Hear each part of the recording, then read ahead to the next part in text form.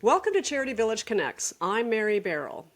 A charity law report found that in 2023, 67% of all revenue going to Canadian charities comes from the government.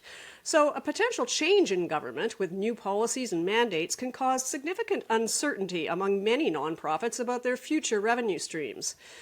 And in some cases, depending on their mission, whether it aligns with the new government's policies, it may seem like an existential threat to some nonprofits. Federally, the Liberal minority government has already faced multiple non-confidence votes in Parliament, and more are expected. So a snap election could happen at any time in the months prior to the required election in the fall of 2025. Provincially, the Ontario government is expected to call an election in the next 6 months, while BC has just gone through a nail-biter of an election that signals a major shift in political support in the province. In the face of such uncertainty, what can Canadian nonprofits do to better prepare their organizations for a potential new government? Are there any steps that they can take now to insulate their operations and revenue streams from the turbulence of government uncertainty? To discuss these important issues, we're joined by Jesse Clarke, CEO of Clarke Consulting.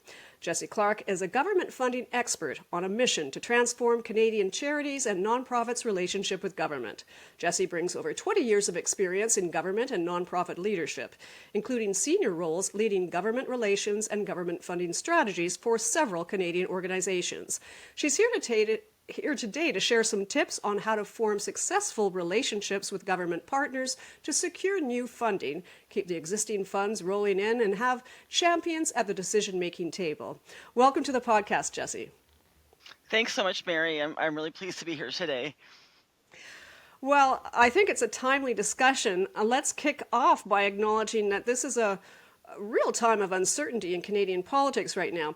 What do you recommend to organizations in terms of how they could navigate this change? Yeah, I'm certainly hearing a lot about that from clients and other connections that I have. I would say, in some quarters, definitely a growing amount of anxiety, which I think is natural because I think that's kind of human nature whenever there's a change, right? Or anticipated change. But my core message right now to organizations is really to just keep calm and carry on. Um, but to do that, in a smart way, right? So, well, your organization's strategy might change if slightly if there's a change in political party and policy. There are a lot of core fundamentals that are relevant no matter what the political context that I think it's really important for organizations to lean into.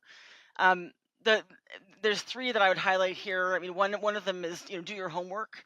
I can't really emphasize that enough in terms of is so much great information out there. It's not always easy to find, but there's a lot of really good information on government websites, on political affairs firms' websites as well, and newsletters.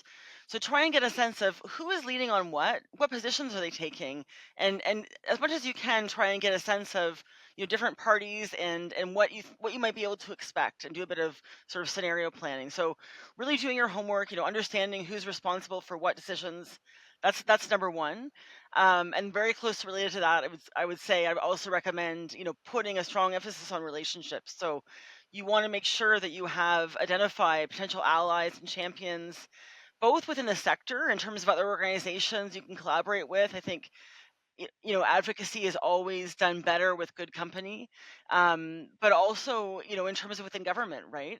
Don't forget that there's civil servants who are going to be there throughout a transition period, no matter what political direction the electorate might choose, and they can always stay there as resources for your organization. um, and I think also take a look at where there might be some alignment with a new party coming in, with candidates coming in. Maybe there's something they have in common or issues of common interest that you can look to and really build a strategy around as well. And finally, I think what's always really, really important for nonprofits and charities is to speak from what you know. You bring a unique expertise to the table that governments want to hear based on your own organization's experience, evidence, and impact. And you also bring a unique perspective based on the community that you work with. So if you speak from these experiences, I think it gives you a lot of credibility with government. So, if we take a step back and take a look at the bigger picture, what kind of impact does an election and potentially a change of government have on nonprofits and charities? Yeah, that's a great question. I think one that's on a lot of people's minds. I mean, I think that there can be challenges and opportunities for nonprofits and charities in an election period. Um, I think we tend to focus more on the challenges and the disruption, and obviously there are some. I think typically most governments in Canada in our parliamentary system, they go into a caretaker mode during the actual election period, which means that they will suspend making any major funding or policy decisions until the election is over. And it's one of those things that I think it's more of an agreed practice and way of working than an actual rule per se. But definitely, you'll get that you don't want to be making some kind of dramatic change or new direction, but you do want to make sure there's someone there who can respond in case of emergencies, and that's really that caretaker period that you enter into once the election is called. So that's sort of the actual election period. Um, and that can also create a lot of delays if you have something waiting for a decision, waiting for a funding decision. Often they'll be put on hold during that period, and then of course it takes a bit of time for any new government, especially if it's a new party, to get on board and learn, their ways of working, build new relationships as well. So that can also take time. So those are, I think, sort of some of the challenges. And then, of course, if you do come in with a new government, you have a whole new set of relationships you need to start building as well. So I think those are just some things to keep in mind in terms of challenges. But I think there's also opportunities as well with an election that sometimes is easier to overlook. I think one thing is that election can be a great opportunity to increase public awareness and engagement. People don't often. The majority of people don't pay a lot of attention to politics, don't pay a lot of attention to policy issues. But during an election, you're much more able to capture the public's attention. So I think if you can do this again, in a smart way, that falls within, rules that we can speak about as well, it can be a great opportunity to really, leverage some significant public engagement around issues that are important to you.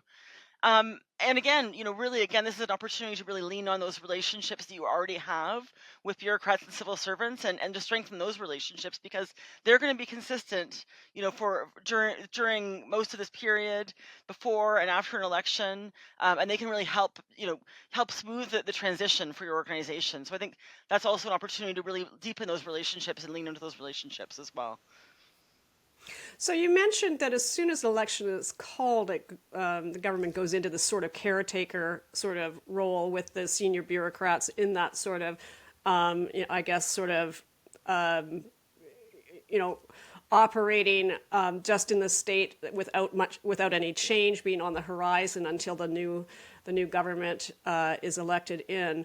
What time is the right time for organizations to ramp up their government relations work? Is now, for example, since we're speaking while there's been multiple moves for a non-confidence vote in Parliament, but there's still a Liberal minority government. Is now the right time with elections on the horizon to actually ramp up those relationships?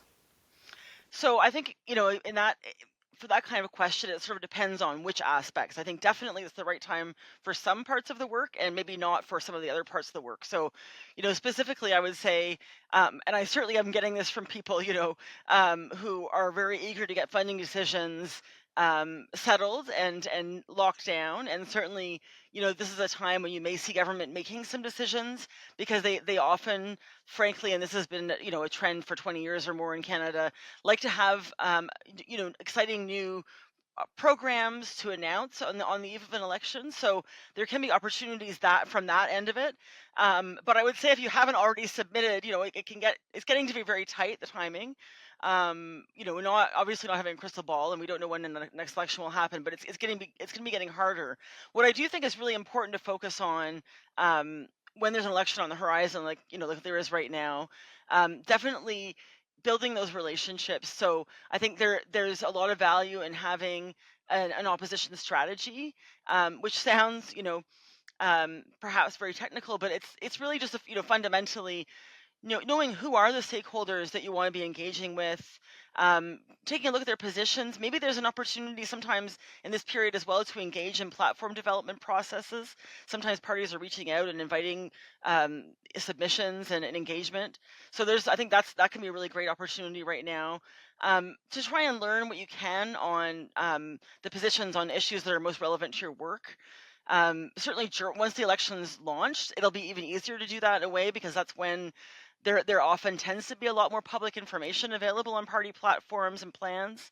So I think that's also something to keep in mind.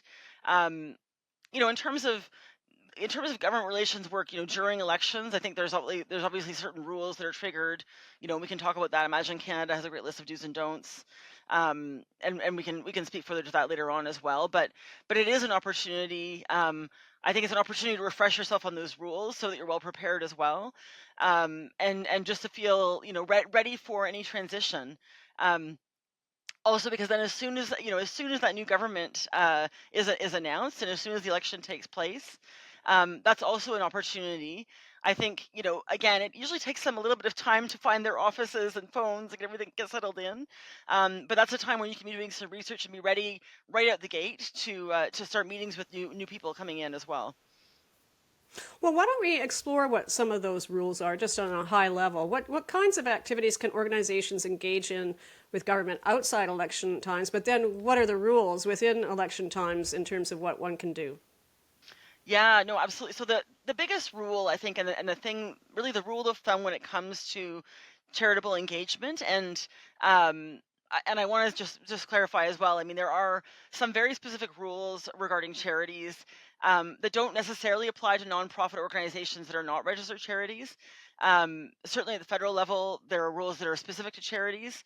I think, that being said, the guidelines that are out there are not bad guidelines for organizations in general to take into consideration. So specifically, though, with charities, as most of people on listening to this might know, when you register a charity, you have to establish a charitable purpose, right? And when you do that, that purpose really becomes your guideline for any kind of political engagement. So essentially, so long as your engagement and advocacy is in line with your charitable purpose, is furthering your charitable purpose, right, helping you accomplish that goal, then you are in very good territory as far as legally permitted or regulatory permitted activities for charities. I think the other thing that's really important is you want to make sure you're keeping your engagement nonpartisan, and by that I mean not to be engaging with one political party over another, but making sure that if you're sending out a survey to candidates, that everyone's getting it at the same time and has the same opportunity to reply. If you're hosting a debate on an issue, make sure you're inviting people from all parties. Make sure that you're not, senior officials from your organization are not sort of seen, to be endorsing certain political leaders or candidates. I think those are probably some of the really core things to keep in mind in terms of an election period. But also just in general, in principle, it's the more that you can keep it nonpartisan and not tied to a specific political party, and the more you can just keep focused on the issues that are of your primary concern. Obviously, sometimes it's nuanced. There's going to be some overlap, but I think that's the most important guiding principle. Well, that's helpful. What misconceptions do you think organizations in the sector have about government relations work? What incorrect assumptions would you like to correct? Yeah, I mean, certainly one relates to what I was just talking about. I think there's still a persistent and ongoing, um, fear, or concern, or sense, that charities and nonprofits can't do advocacy, or that they're risking getting themselves in hot water if they do that, right? And there have been, of course, there've been some different issues that have taken place over the last several years. But I think so long as you're really keeping just what I was talking about before in mind, right? Make sure the advocacy you're doing is in line with your charitable purposes, is furthering that objective, and is not partisan. There's actually a very wide scope of what you're allowed to do as as a charity, in terms of political engagement, in terms of advocacy. And to my mind, it's actually really part of the responsibility of the charitable sector in Canada. Each of organization brings such a unique perspective that I think really furthers policy making, furthers government programming, and we're nothing but richer in terms of, as a country in general, if those voices are being brought to the table, and charities are able to advocate on behalf of their communities. So that's number one.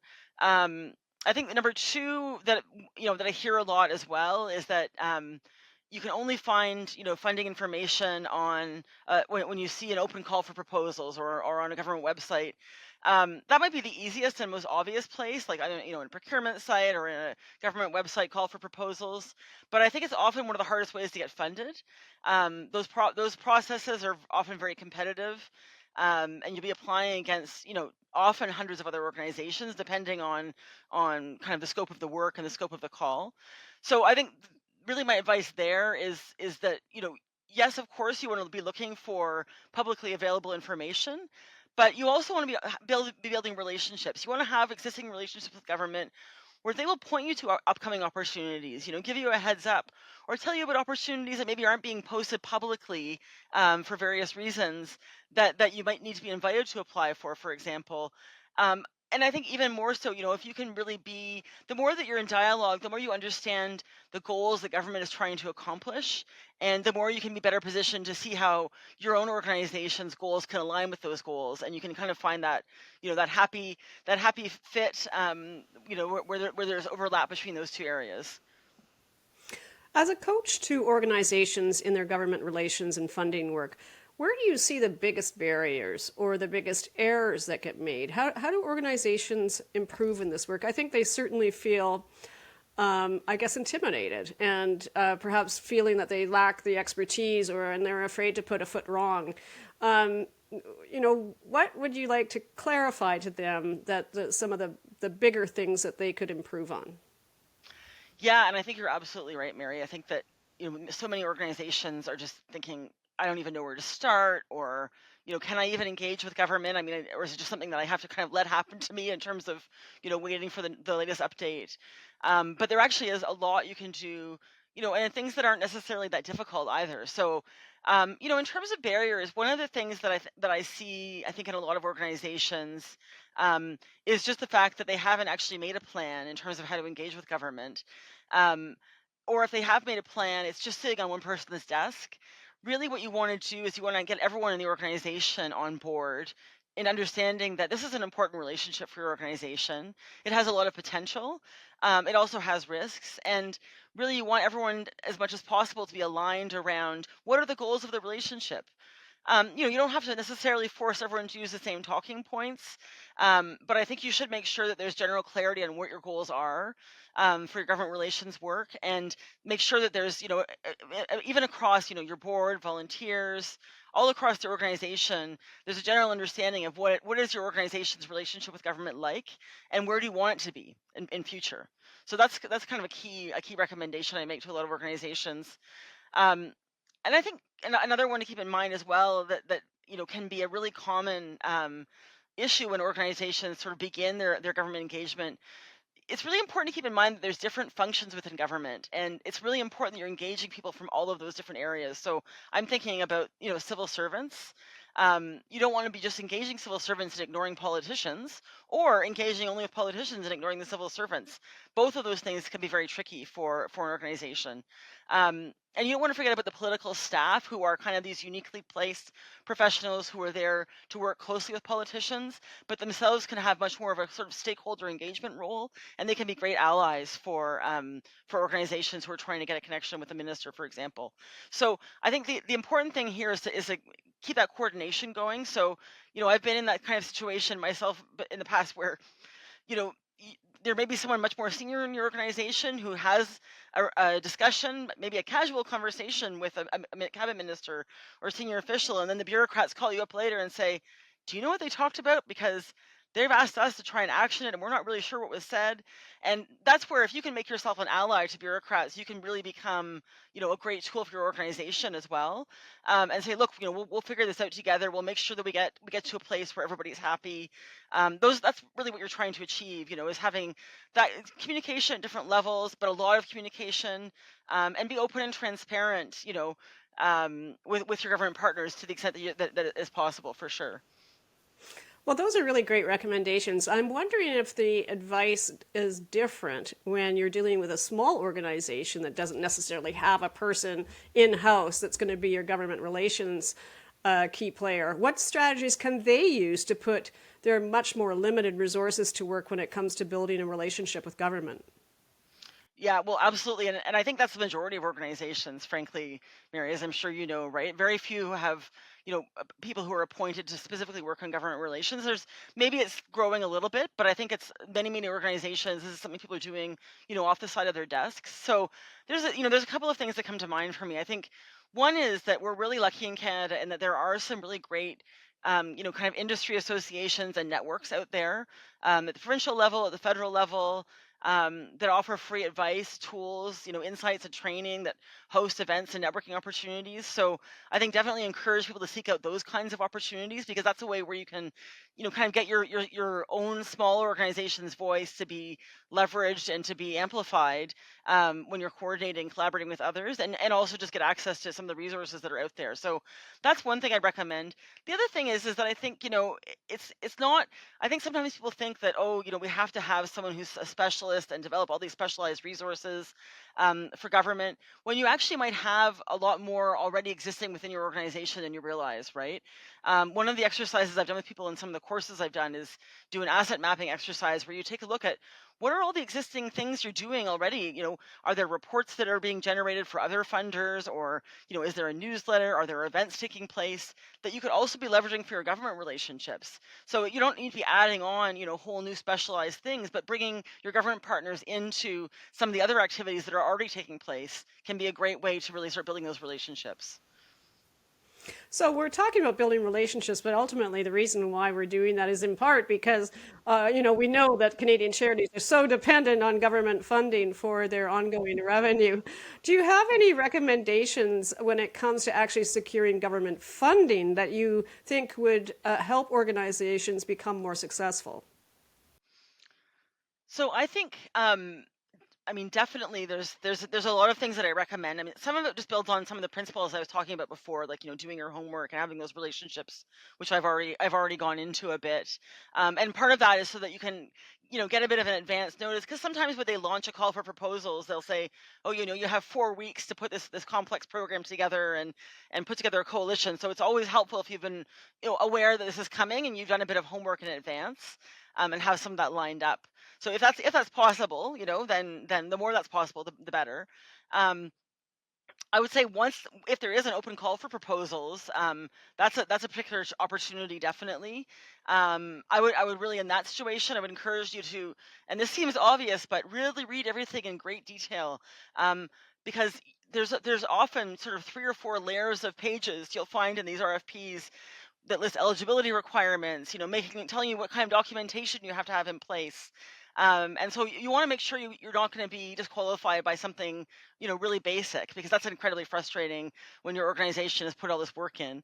Um, Often there'll be, if not webinars, there might be an email address or an FAQ in the page, so you can send in questions. Definitely take advantage of that as well, because that can help clarify things that, maybe seem one way in writing, but you need to actually understand the nuances a bit better. Um, and then my advice for writing proposals, and this goes for any proposal, whether it's, in a competitive situation, whether you've been invited to submit something to a minister. um, I think I can't emphasize enough, you want to make it painfully obvious to the reader how well your proposed work aligns with government priorities. So even if you think it might be obvious in your head, trust me, it's not. And you want to really, think about, how can I make this absolutely crystal clear that we know what it is they're trying to accomplish, and we are really well positioned to help them accomplish that, right? And it's really looking for those win-wins.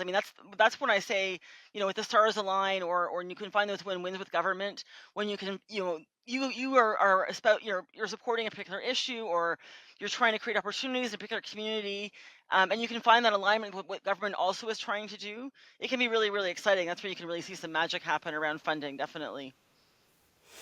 Well, we often talk about the challenges that come with a change in government, and we've certainly discussed that here today. But you also mentioned that there could be opportunities as well. And I wonder if you want to, I guess, just give us a bit more insight about how this opens up opportunities for charities and nonprofits that they should bear in mind as they go through this, what must feel like quite a precarious period as they're waiting to see the outcome of these elections.